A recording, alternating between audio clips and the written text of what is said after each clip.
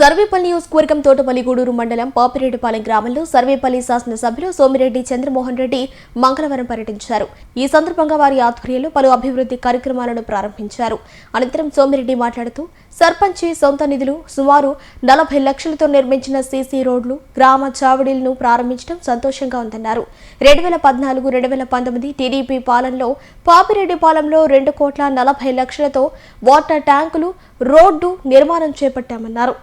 తోటపల్లి గూడూరు మండలం ఎన్ఆర్జీఎస్ లో 18 లక్షలు సీసీ రోడ్డు, ఇంకోటి 10 లక్షలు సీసీ రోడ్డు, ఇంకోటి 10 లక్షలు, ఇంకోటి ఎంపీపీ మండల గ్రాంట్స్ లో 5 లక్షలు, 43 లక్షలు హరిజనవాడ సంగమం బీసీ కాలనీ వీటన్నిటిలో ప్రారంభోత్సవాలు చేశాం. చావిడి కూడా ఒకటి సర్పంచ్ సొంత నిధులతో చేశాడు. ఇంకో గిరిజన వాళ్ళు కూడా ఇంకో చావిడి. అట్నే 14-19లో పాపిరెడ్డిపాలెం నుంచి అక్కడ సెంటర్ వరకు 70 లక్షలు. అట్లే కనకమ్మ గుడి నుంచి టీపీ గూడూరు వరకు 1 కోటి రూపాయలు. కనకమ్మ గుడి నుంచి చిన్న చెరుకూరు కనెక్షన్ రోడ్డు 70 లక్షలు. అంతా 2,40 లక్షల రూపాయలు చేసాం. పాపిరెడ్డిపాలెంలో మాక్సిమం 2 ఆర్డబ్ల్యూఎస్ వాటర్ ట్యాంక్స్ కూడా మన టైంలో మనం చేసినాయి.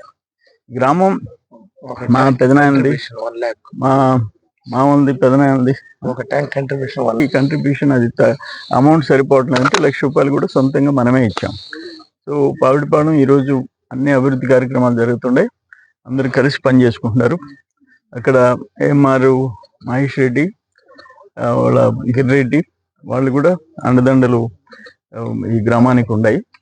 మాక్సిమం పనులు చేసుకుంటూ పోతున్నాం. మొన్న వరప్రసాద్ రెడ్డి గారు, శాంతిబయోటిక్ వరప్రసాద్ రెడ్డి గారు కూడా ఆ శ్మశానానికి 10 లక్షల రూపాయలు ఆయన సొంత నిధులు ఇచ్చేదానికి సిద్ధపడ్డాడు. ఇప్పుడు ఆ శ్మశానానికి పోయే శివాయి భూమి ఆకుపై చేశారు. దోవా ఊరు ఎవరైనా చనిపోతే అక్కడికి ఎత్తుకుపోవాలి శవాన్ని. అది మరీ ఎట్ట తయారైపోతే ఎట్ట మనుషులు అంటే మనిషి చచ్చిపోతే వేరే ఊరికి ఎత్తుకుపోవాలా? మా ఊర్లో శ్మశానానికి పోయేదానికి వేరే దోవలేదు. ఆ ప్రహరీ కూడా నా టైంలో ఎప్పుడో కట్టించింది. ఇప్పుడు 10 లక్షల రూపాయలు వరప్రసాద్ రెడ్డి ఇస్తా అన్నాడు. అక్కడ ఒక షెల్టర్ కట్టుకుంటారు. ఆయన మళ్ళీ 36 సెంట్లు ఎక్కడో ఆయన మళ్ళీ ఆక్యుపై చేసినారంట. ఇక్కడ శివాయి రోడ్డు ఆక్యుపై చేసేసాడు.